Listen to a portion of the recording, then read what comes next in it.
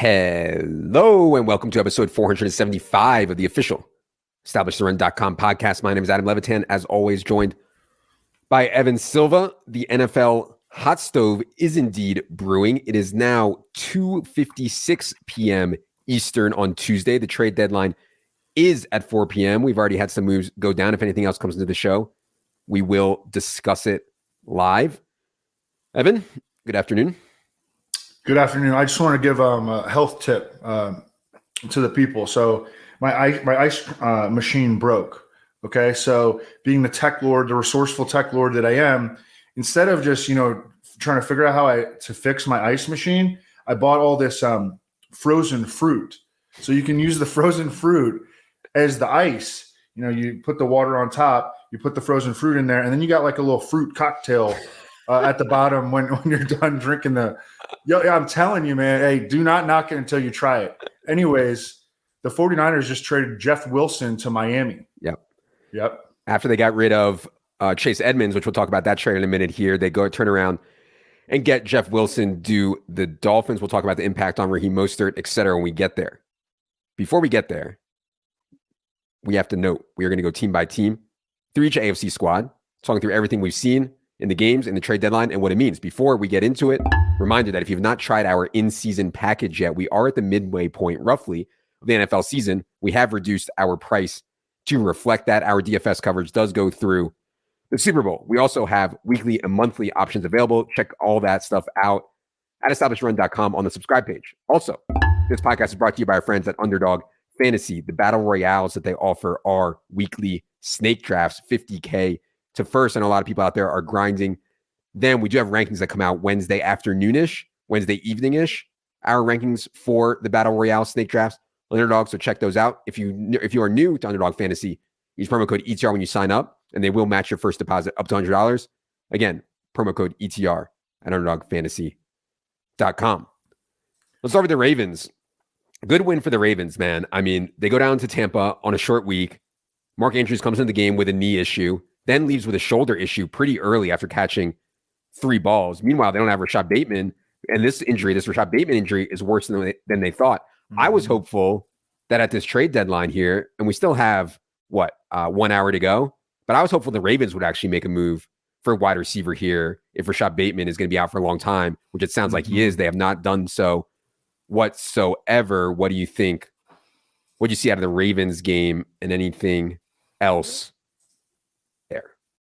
Yeah, so this is a Liz Frank injury that Rashad Bateman is dealing with, and he aggravated it. And I mean, I don't know when he's going to be back, but he's had foot problems since he entered the league. Right now, I'm seeing something about Calvin Ridley being traded to the Jaguars. Yep. Yeah, wild. Okay, that's interesting. Anyways, Baltimore. I think that probably the big story is that we saw Mark Andrews go out with the shoulder injury, and Isaiah Likely, boom, he looks like a wide receiver out there, by the way. And Isaiah Likely's been doing this since Coastal Carolina and the preseason. This is nothing new, but go ahead. Yeah, he was an awesome pick by them. And I don't know, I have not seen anything definitive on Mark Andrews and the extent of his injury. Yeah. It seems like it's day to day, not week to week. But either way, like, they've got to get Isaiah Likely more involved. I mean, he's a big time factor. I think that they have to, especially with the Bateman injury, regardless of Mark Andrews' availability. Yeah, and I saw Harbaugh say that the Mark Andrews injury is not serious. We'll see if he's able to play this week. They play at the Saints this week, and then they have their bye. So maybe Andrews sits out this week, gets the bye, and gets right. I'd love to see that, and I'd love to see Isaiah Likely have that role again. I'll for sure be streaming in Isaiah Likely wherever I can in season long, and certainly looking at him in DFS if Andrews is out. Trade that just came into the show. Ian Rappaport is reporting that the Falcons are trading Calvin Ridley to the Jaguars in exchange for complex draft compensation that can be worth a maximum of 5th rounder and a 2nd rounder. Ridley is still suspended through at least the 2022 season. So interesting move there for the Jaguars long-term. I like that move long-term. I thought Calvin Ridley was a player for sure before this whole mess that he got himself into by betting on games. So yeah, interesting trade there.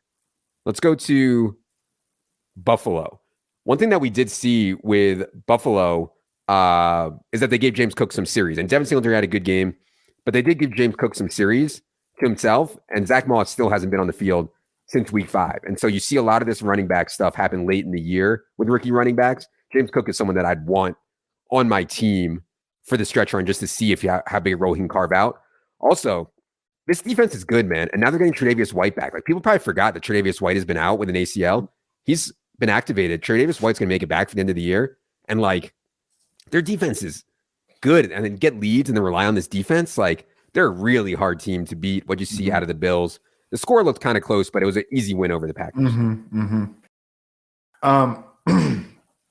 Yeah, James Cook. All right, so James Cook did not open the season. Zach Moss opened the season ahead of James Cook. James Cook is clearly now the Bills' number 2. Yep. And so if something were to happen to Devin Singletary, like, look out, James Cook could absolutely be a difference maker in the second half of the season. And it wouldn't surprise me if he makes it an even committee by the end of the season either. I mean, James Cook has got a little bit more juice to him than Singletary. Singletary's solid. James Cook's got more upside. Yep. Gabe Davis has appeared in either 6 or 7 games. He's got 3 bad games and 3 really good games. Yeah. And that's just kind of where we are right now. It's like a boom bust wide receiver 2. Yeah. The boom games for Gabe Davis are like worth to me the bust games. You know, Yes. like having a guy on your team who can go for a 30 ball is like so valuable. I mean, it just wins you the week. Bengals. So I didn't really know how they were going to play it without Jamar Chase. And I haven't gotten to dive in too deep yet. It looked like they were reasonably still pass heavy, but efficiency was just a disaster. I mean, T. Higgins and Tyler Boyd were every down players. T didn't look great out there. And then like they were rotating through Mike Thomas, Trenton Irwin, Trent Taylor. There were a bunch of checkdowns to Joe Mixon. Joe Mixon is now on pace to catch 72 passes. His previous career high was 43. They also lose top cornerback Chidobe Awuzie in this game, who actually I think has been doing some shadowing for them and has been their best cornerback also. So it's a mess. Yeah, he tore his ACL, done for the season. Yeah, I mean, it's a mess right now for the Bengals. What do you think of their performance without Jamar Chase last night? Yeah, it was just kind of like a reversion to they just got dominated. They straight up got dominated, especially in the trenches. Their offensive line could not hold up against Cleveland. And this is a Cleveland defense that had not been playing well. And the Bengals couldn't do anything that they wanted to in the game. So it just is one of those games like we it looked like the Bengals were back to where we were, the level that we had been expecting them to play. And it all went to shit here. I mean, they couldn't do anything up front. Like they got owned. And that's totally fair. Offensive line was bad. When you lose like one of the best wide receivers on the planet, it's going to affect your offense, period. Like you can't just expect them to be the same. Right. I think a question a lot of people have, Evan, I mean, this Joe Mixon stuff, everybody is now under the assumption that Joe Mixon sucks, like Ezekiel Elliott level sucks. Joe Mixon's averaging 3.3 carries per game. He's had 19 carries from inside the 10-yard line and only scored on 2 of them, which I don't think is like a fluke. He's gotten a lot of opportunities there because he's flubbed so many of them and they haven't executed. Now the offensive line, you could say, is a problem too. What do you think is going on with Joe Mixon? Does he just like flat suck now? Has he been Ezekiel Ellioted? Because I want to play Joe Mixon. His usage is amazing. He's just never efficient. Yeah, I mean, it's hard to say because he just doesn't get many opportunities on the second level. Yeah. I mean, there was a little 2-game run there where he started looking good again. I mean, they couldn't do anything. They were dysfunctional on offense in this game. Look, I understand that losing Jamar Chase is a big deal. They've got T. Higgins. They've got Tyler Boyd. They've got Hayden Hurst. They've got Joe Mixon. They've got Joe Burrow. He's like a playmaker. I mean, they should not have performed that poorly. They should not have gotten dominated the way that they did in that game. By the way, just Joe Mixon being able to earn 9 targets and catch 7 balls is like so big for his floor. I mean, that's, and ceiling. I mean, he's better than people think in the pass game, and Joe Burrow is very good at throwing to running backs also. Cleveland. So it's an hour left and they haven't made the Kareem Hunt trade. I mean, that was one that I actually thought had a pretty good chance to go down. Doesn't look like it's going to go down now. And then the other disappointing thing from Cleveland last night for me was Harrison Bryant. No role change. I mean, David Njoku's out 2 to 5 weeks. No role change for Harrison Bryant. Only 11 routes on 25 Jacoby Brissett dropbacks. No targets the MF and Mackey Award winner. Any thoughts there? Anything else on Cleveland dominating performance last night? Yeah, that was very disappointing. The Harrison Bryant thing. I mean, he ran 11 routes. Is that correct? Yep, 11 routes. I mean, we're not going to do anything with that. Yeah. We can't do anything with that. Amari Cooper, I'm kind of pissed at myself. I was too low on him entering the season. I think I had him high, wide receiver 32 or something like that. I mean, this guy is an every week wide receiver too. He looks so freaking good out there catching passes from Jacoby Brissett. I was worried because he didn't have a very good season last year in Dallas. Yeah. And now he's going to a Jacoby Brissett offense. I mean, I should have kept betting on him. I had a lot of success betting on Amari Cooper over the years and kind of abandoned him, and that was a big mistake. Yeah, I mean, Amari Cooper is just like one of the best wide receivers, most talented wide receivers in the NFL, period. And so kind of just like a bet on talent, let the chips fall where they may before the season on Amari Cooper, and they've fallen really good for him.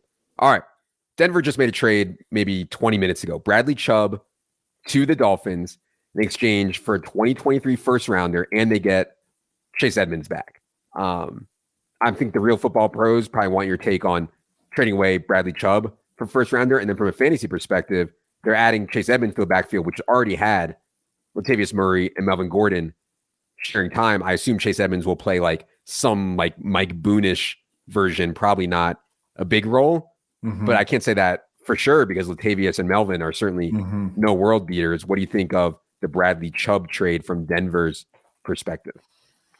Are we sure that that's all they got was a one for? There was some other late round picks in there, like a fourth and fifth. They're going back and forth and stuff like that. Okay, because it was reported I think yesterday that they had an offer of 2 firsts for Bradley Chubb in place. But either way, I mean, awesome move for Miami. Miami is like they're a really fun team right now, and then Denver, I mean, who cares about them? So I agree with you on Chase Edmonds. He probably goes right in and he plays the Mike Boone role. Mike Boone obviously went on injured reserve. I don't know if he's going to be back. Yeah. So I would expect that to be, Chase Edmonds just moves into that third down back role, and we probably don't get much production from him. Yeah, I will say one thing about Denver, and I agree it's a mess. Jerry Jeudy has played much better lately. Russ played much better in that game in London. And Greg Dulcich's role, I mean, my God, Greg Dulcich in that game this past week, 91% route participation and 17% target share. I mean, to get someone like that off waivers, which I'm sure a lot of people did at the tight end position is exciting. And I mean, Greg Dulcich we talked about it plenty. He is not an inline blocking tight end. This dude was drafted to run routes and catch passes just like he did in college. So yeah. And his emergence and the resurrection of Jerry Jeudy started to cut a little bit into Courtland Sutton. Now, Courtland Sutton has had some real tough matchups recently, and I think that he will bounce back. But, Dulcich popping up and Jerry Jeudy playing a lot better has definitely worked against Courtland Sutton. No doubt. Houston. Big news for me out of Houston. Well, first of all, it doesn't look like the Brandon Cooks trade is going to get done. He has a big cap number. I don't know if it's going to get done. It doesn't look like it now. We have 50 minutes until the deadline. But the big news for me out of Houston was season high 20 routes run for Dameon Pierce. They're down 17-3. 17-3, the Texans were down in this game. Under 3 minutes left. And I actually had Walker, and a lot of people I were playing against had Pierce, and I was like, oh, I'm good. They're not going to have Pierce in the game here in this spot. It has to be Rex Burkhead snaps. No, it's not. Dameon Pierce gets the 2-minute drill. He ends up catching 3 balls during that 2-minute drill. And that's just like huge for his value because obviously the Texans are going to be losing a lot of games. If you have Dameon Pierce, if you play Dameon Pierce in DFS, you need him out there catching passes and playing when they are behind.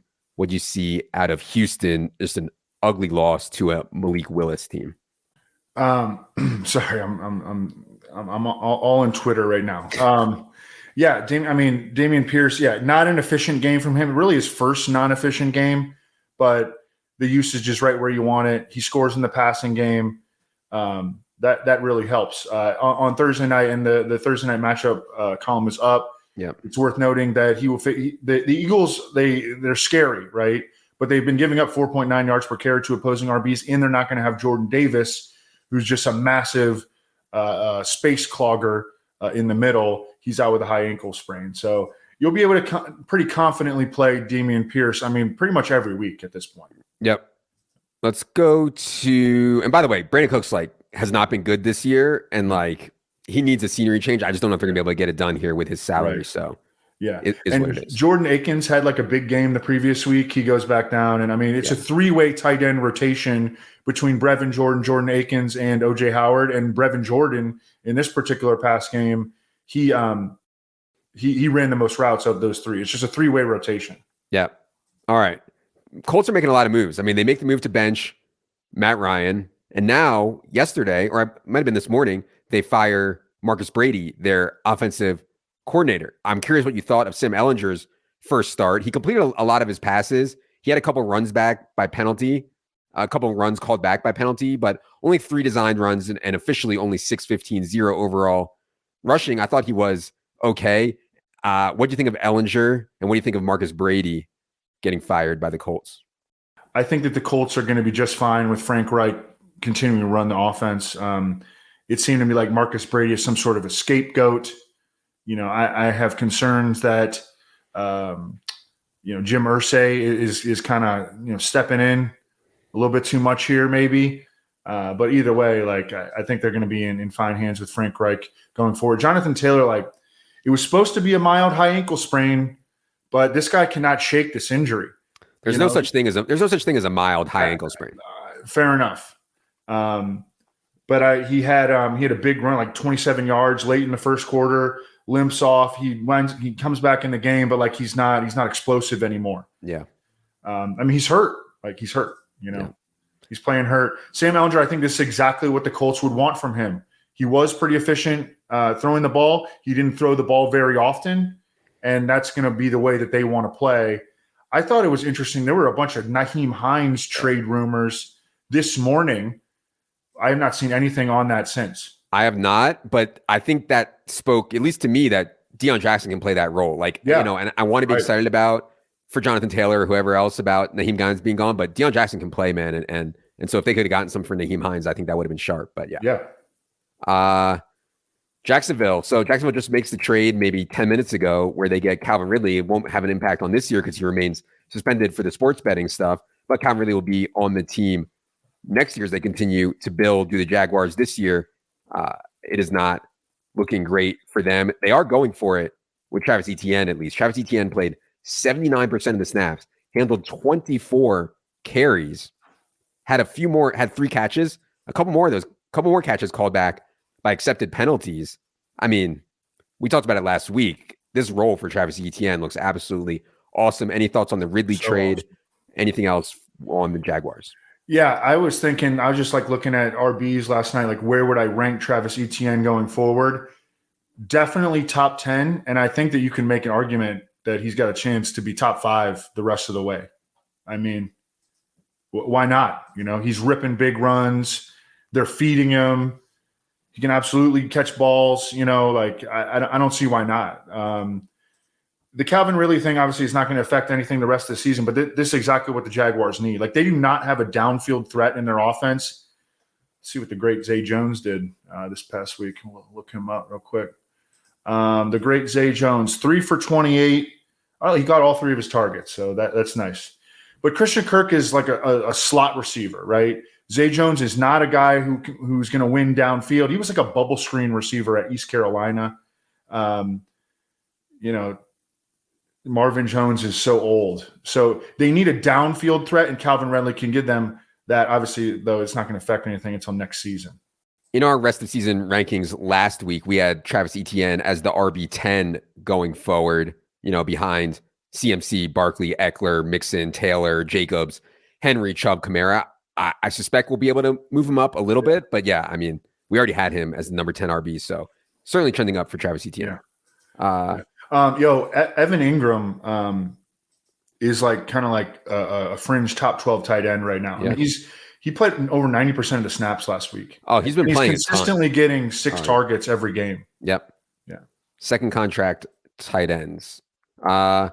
Chiefs were on a bye, but they made the big move. I don't know if we've had a chance to talk about this since the move, Evan. It's rare that a trade where I'm like, man, I could really use Kadarius Toney for my best ball teams getting out of New York. And then he lands with the Chiefs. It's I couldn't fathom a trade working out better. Now, it's crowded there.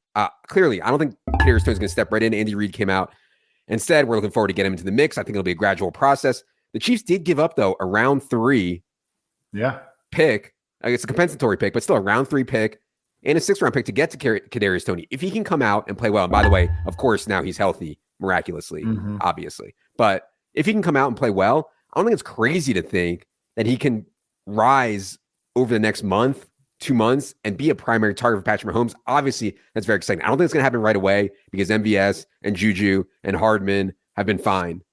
But still, what do you think about the Kadarius Toney trade that went down last week?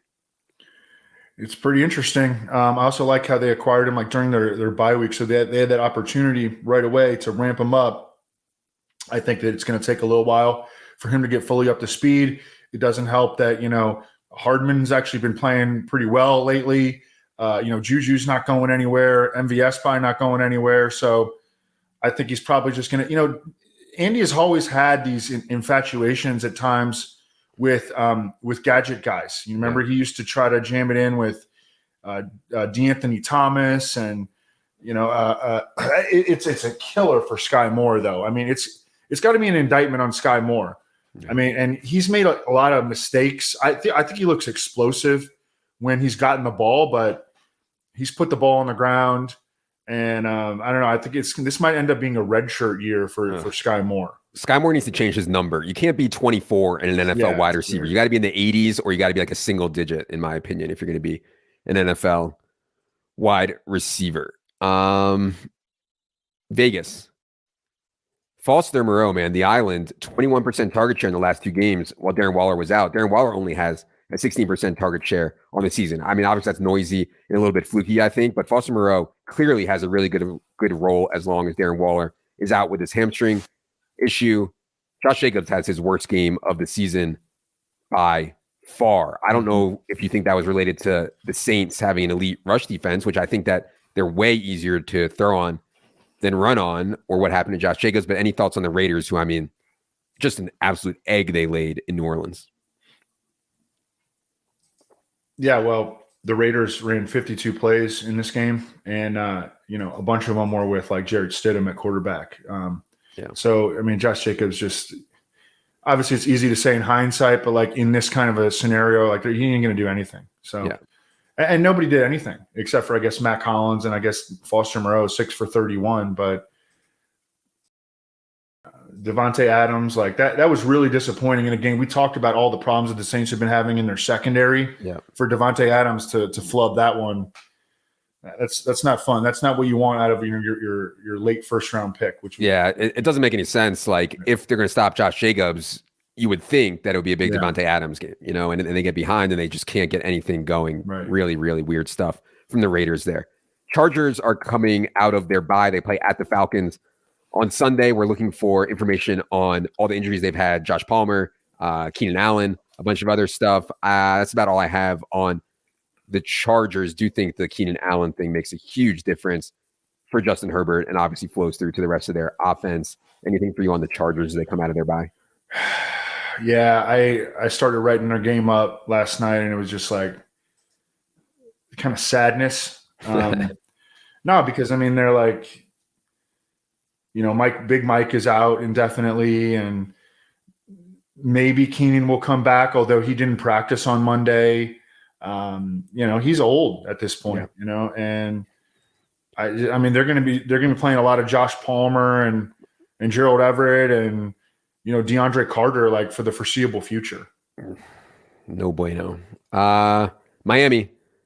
We talked about it on Sunday a little bit, but the Durham Smythe stuff matters. When Durham Smythe was active this past week, only 23 routes on 40 dropbacks for Mike Gesicki, 57% is just too low to really be confident. I know he got the touchdown, but still, when Smythe was out in week 6, Gesicki ran a route on 76% of the dropbacks. But really, it's all about Tua and Waddle, man. I mean, these guys, it's crazy how productive they are and what a huge share of targets they're getting. And now Miami makes the move to get rid of Chase Edmonds and bring in Jeff Wilson. I think the Jeff Wilson thing is going to scare Raheem Mostert people a bit. Raheem Mostert did not have a good game this past week. I don't think it's crazy to think that Jeff Wilson is a better player than Raheem Mostert, and we have injury concerns on Raheem Mostert too, who hasn't missed any games, I don't think, but has been banged up and throughout his career has struggled to stay healthy. So what do you think of the Jeff Wilson move, Bradley Chubb, anything else on the Dolphins? Yeah, Jeff Wilson will be able to jump right in and play because he knows, Mike McDaniel's offense from San Francisco.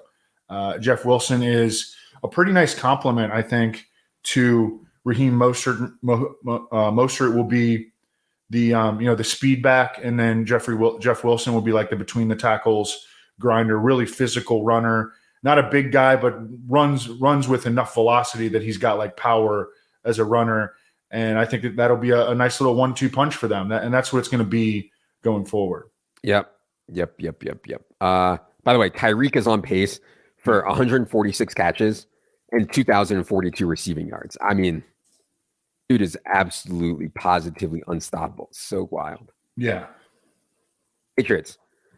So Damian Harris's hamstring, as expected, was fine. So it was Ramondre 48 snaps, Damian Harris 32. Ramondre 23 routes, Damian Harris 17. Now, Ramondre was more productive, but Damian Harris is going to be annoying to Ramondre. I really think he is going to be. I didn't play any Ramondre this past week. I talked a little bit about why on the solo pattern. I know Ramondre got there and ended up with like 21 DK points or something, but I do think Damian Harris is going to be annoying. Also, they lost Devontae Parker in this game. Not sure how serious his injury is. Pretty good win, I thought, actually, for the Patriots, given everything that's going on with them at the Jets. What do you think out of their game? Yeah, Zach Wilson is just like a disaster. Yeah. Mac Jones isn't even playing well. I mean, and really, if you look back, and I'm writing about this in matchups this week, if you look back like for an extended period, Mac Jones did not finish last season playing well. I mean, and it's like an extended stretch at this point, 7, 8, 9, 10 games where he has not played well. And I think he's going to still continue to have Bailey Zappi like breathing down his neck. I mean, he's not a good player right now. 6 sacks taken in this game. He's averaging 5.5 yards per pass attempt. And he hasn't been good for an extended period of time. Let's go to the Jets. 2 big things happening with the Jets. First, in the backfield, we saw James Robinson's Jets debut, and it was also obviously the first game without Breece Hall. Michael Carter leads the way with 33 snaps and 20 routes. Ty Johnson, 19 snaps, 10 routes. James Robinson, 13 snaps, 2 routes. I think James Robinson will get ramped up a little bit more and take over that Ty Johnson role and turn into like 50-50, maybe 55-45 in favor of Michael Carter. The other thing that happened was even though Corey Davis was out and Elijah Moore was back with the team, Elijah Moore was 5th in routes among Jets wide receivers behind Garrett Wilson, Denzel Mims, Braxton Berrios, and Jeff Smith. I mean, now they're just like insulting this guy and like almost seemingly trying to run him out of town. They did the same thing where they took Denzel Mims in the second round and almost ran him out of town if they didn't already ruin his whole career. I don't really know. Is Elijah to blame here? Are the Jets to blame? Any thoughts on Jets wide receivers and or the Michael Carter, James Robinson stuff? No, I mean, I think you pretty much covered it. I was thinking that Michael Carter would kind of dominate the backfield in that first game. I played him in DFS, and it just kind of did not happen that way. I was surprised that James Robinson got as much work as he did. Yeah. Let's go to Steelers. So Steelers made one of the biggest trades that we've seen in the last 48 hours. Chase Claypool, they give up, and they get a second. Pretty good trade, you got to think, for Chase Claypool, who was benched at times last year, has been inconsistent. If you listen to NFC Pod, Evan talked about how Claypool has been, despite his size, has not been physical enough at times. We do now have, theoretically, more targets available for George Pickens, and I guess theoretically, more targets available for Deontay Johnson, although his targets are like worth so little at this point. George Pickens airballed on 46 routes this past week against the Eagles. Obviously, a very difficult matchup. Yeah. What do you think the fallout is from the Chase Claypool trade for the Pittsburgh Steelers? I guess Steven Sims is going to move into the slot for them. Probably. I just don't think that the Steelers saw Chase Claypool as a particularly valuable player, and they're probably surprised that teams were coming after them were coming after him with aggressive offers. They wound up in a pretty good situation here, I think, with the pick that they acquired. I don't think a whole lot's going to change. I think that Steven Sims is just going to move into the slot. Maybe they'll use a little bit more Zach Gentry and 2 tight end sets, but it doesn't really move the needle. One thing about the trade is like you were going to come up to a decision where you had to either decide to pay Chase Claypool or not. He was a 2020 second round pick, which means he'll be an unrestricted free agent in after the 2023 season. In other words, after next season. And so like to get a second round pick for a guy you probably weren't going to pay in free agency anyways is really good. And now the Bears are going to get into a spot where, hey, we gave him a second round pick for this guy. Are we really just going to let him walk after a year and a half? Like, I don't know. So that's why, like, to me, getting young players, even if they're not a lock to be good, even if there's a crapshoot in the draft, hitting on someone good and you have them for 4 years at the lowest possible cost is like so valuable. So I don't know. I like the move for the Steelers, I guess is what I'm trying to say. Jaylen Warren continues to really eat into Najee Harris, and Jaylen Warren has been like way better than Najee Harris, like according to metrics across the board. Oh yeah, this season. So, you know, he's not really, you can't really play him. I mean, unless you're in a really desperate flex spot, but Jaylen Warren needs to be on every single fantasy team. Titans. First career start for Malik Willis. The best thing you can say is he won the game, but clearly his job was to go out there and hand the ball to Derrick Henry. And that's what he did. And from the first play of the game, I think Derrick Henry had like a 50-yard run on the first play, and that was it. He was just like off to the races. Malik Willis had 10 pass attempts the whole game, including 1 in the entire second half. He completed 6 passes the whole game. He took 3 sacks. He threw an interception. His QBR was 4.4, and they easily won the game. I think we kind of saw this coming with Malik as a thrower, though. The part that was disappointing, obviously, was he never really got to run. But I guess why run when you just hand it to Derrick Henry? Exactly. And he goes for 200 and whatever yards. So what do you think of Malik Willis's first start? I mean, that's pretty much sums it up. You know, there wasn't a whole lot to it. So I don't know. Ryan Tannehill was DNP, LP, DNP last week. We'll just have to see. He's probably dealing with a high ankle sprain. You know, from a long-term perspective, one thing that I was thinking before the season was Titans aren't going to be, could be bad.